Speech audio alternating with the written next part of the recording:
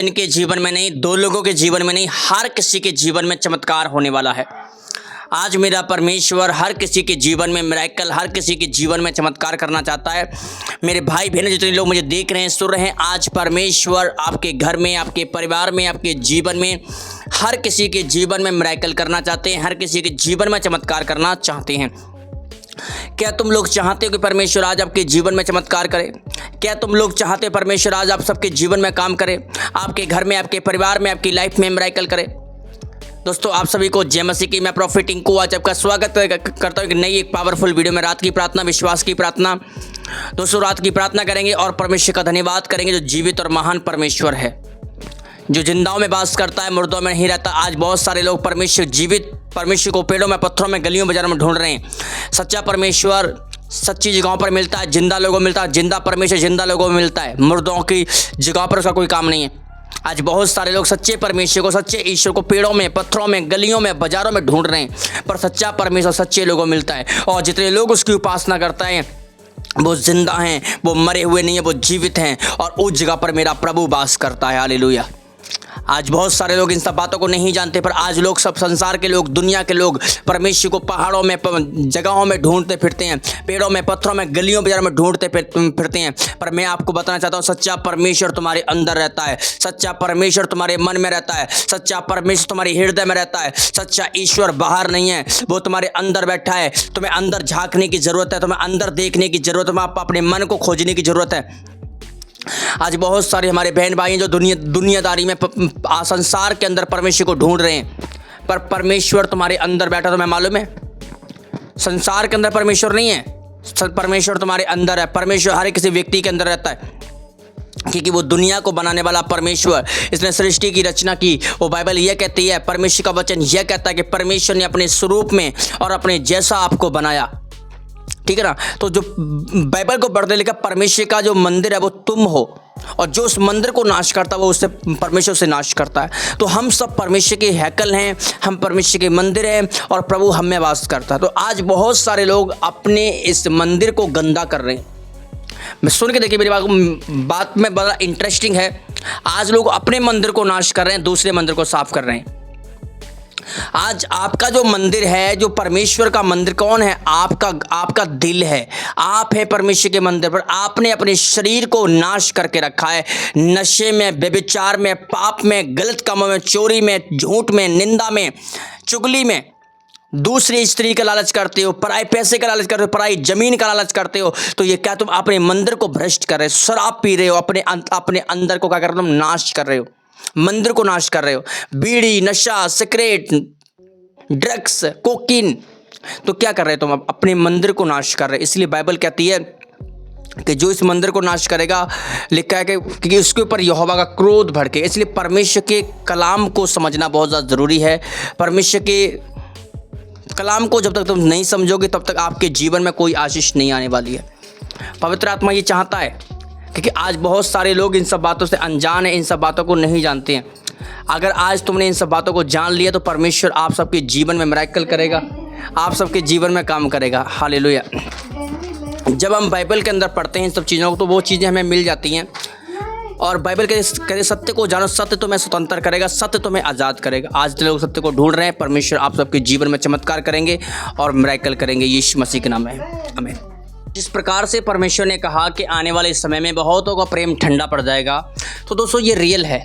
आज का समय कुछ ऐसा चल रहा है कि अगर किसी के जीवन में थोड़ा दुख आ जाए, कुछ मुश्किल आ जाए, कोई प्रॉब्लम आ जाए, या फिर परीक्षा उसके जीवन में आ जाए, तो लोगों का जो विश्वास है ना, वो ठंडा पड़ना शुरू हो जाता है, ठंडापन उनके जीवन में आना शुरू हो जाता है। जब परीक्षा उनके जीवन में आएगी, मुश्किल उनके जीवन में आएगी, जब मुश्किलों को फेस करेंगे, तो उनके जीवन में वो ठंडापन आ जाता है, वो कड़वाहट आ जाती है, वो नफरत करना शुरू कर देते हैं, वो विरोध करना शुरू कर देते हैं, लड़ाई करना शुरू कर देते हैं, जलस करना शुरू कर देते हैं, भाई भाई में नफरत बढ़ जाती है, दीवार खड़ी हो जाती है परिवार के अंदर।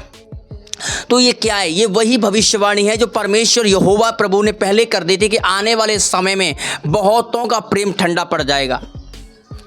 और जब लोगों का प्रेम ठंडा पड़ेगा, तो लोग अत्याचार करेंगे, लड़ाइयाँ करेंगे, झगड़े करेंगे, कलेश डालेंगे, विरोध करेंगे। आज मैं आपको बताना चाहता हूँ, यीशु की खातिर जान दे दी, यीशु की खातिर बहुत मारा। आपने दोस्तों देखा होगा, अक्सर देखा होगा कि हमेशा मसीहों को टारगेट किया जाता है, उनको टॉर्चर किया जाता है हमेशा। कि आपने देखा होगा, जहाँ देखो छत्तीसगढ़ में या पाकिस्तान में, न्यूजीलैंड में, यूपी में, बिहार में, महाराष्ट्र में, उड़ीसा में, हर जगह विरोध चलता है। और अब दोस्तों ये अपडेट हमारे पास यहाँ तक आई है, जो मुख्य जो लीडर थे, जिसको हम कह सकते हैं पन्नालाल यादव, जो छत्तीसगढ़ के एक फोरम थे, उनको यूपी पुलिस ने उठा लिया, गिरफ्तार कर लिया कुछ चीज़ों को लेकर के। तो मैं आपको कहना चाहता हूँ, हमेशा मसीहों पर, क्रिश्चियन लोगों पर प्रॉब्लम होती है, अटैक आते। तो ये बाइबल की भविष्यवाणी है कि परमेश्वर ने ऑलरेडी कहा है कि आने वाले समय में बहुतों का प्रेम ठंडा पड़ जाएगा और लोग परमेश्वर ने कहा, हे प्रभु कहने वाले परमेश्वर के राज्य में नहीं जाएंगे। प्रेम ठंडा होने का मतलब क्या? अत्याचार बढ़ जाएगा, मुश्किलें बढ़ जाएंगी, महाक्लेश आएगा, महाप्रलय आएगा, है लोग व्यभिचार करेंगे, नफरत करेंगे, खून खराबा करेंगे, एक दूसरे को मार काट करेंगे। तो यही तो प्रेम ठंडा हो गया लोगों का। आज लोगों के अंदर कड़वाहट इतनी काम कर रही है, बहुत ज़्यादा जेलसी, नफरत, ईर्षा, घमंड कूट कूट के लोगों के अंदर भरा हुआ है। वो जो परमेश्वर का प्यार था ना, वो ठंडा पड़ गया, वो मोहब्बत ठंडी पड़ गई। आज लोग आत्मा में ठंडे पड़ चुके हैं, आत्मा में ठंडे पड़ गए हैं। तो इसलिए अपने आप को गर्म रखने की ज़रूरत है, मैं स्पिरिचुअल रहने की ज़रूरत है। लिखा है बाइबल ये कहते हैं, तुम या फिर एक तरफ के हो जाओ, या ठंडे हो जाओ या गुनगुने, या फिर ठंडे हो जाओ या फिर गर्म हो जाओ, या फिर तो गुनगुने रहो। गुनगुने मत रहो। गुनगुने का मतलब होता है वो इधर और इधर, दोनों संसार में भी है और परमेश्वर में भी है। वो दोनों काम करेगा, पाप भी करेगा, व्यभिचार भी करेगा, धन्यवाद भी करेगा, थैंक्स भी करेगा परमेश्वर। क्या फ़ायदा उस चीज़ का? पाप की मजदूरी मौत है। पाप की प्रार्थना परमेश्वर को मत दो। भजन संहिता में लिखा है कि ऐसा ना हो कि आने वाले समय में तुम्हारी प्रार्थनाएं पाप गिनी जाए।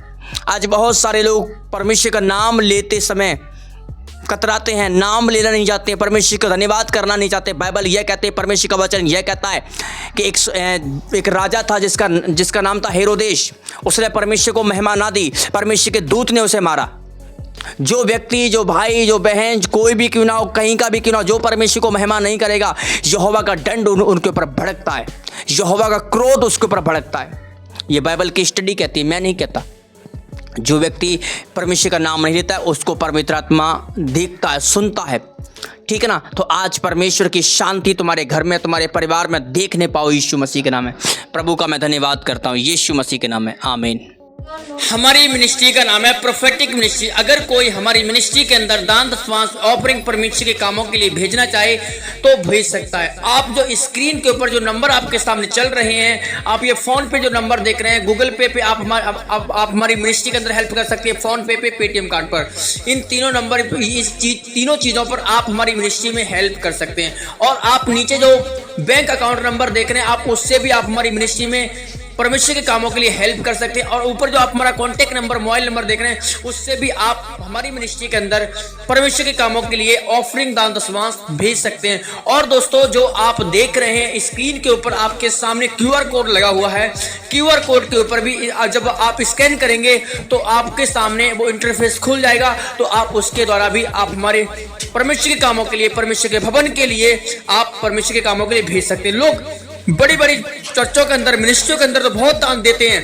देखते हैं एक छोटी सी मिनिस्ट्री के लिए, परमेश्वर के कामों के लिए कौन देता है, कितने लोग खड़े होते हैं प्रभु यीशु मसीह के नाम में। आप जरूर परमेश्वर के दान दशमांश को परमेश्वर के घर में भेजिए, प्रभु आपको बहुत आशीष देंगे।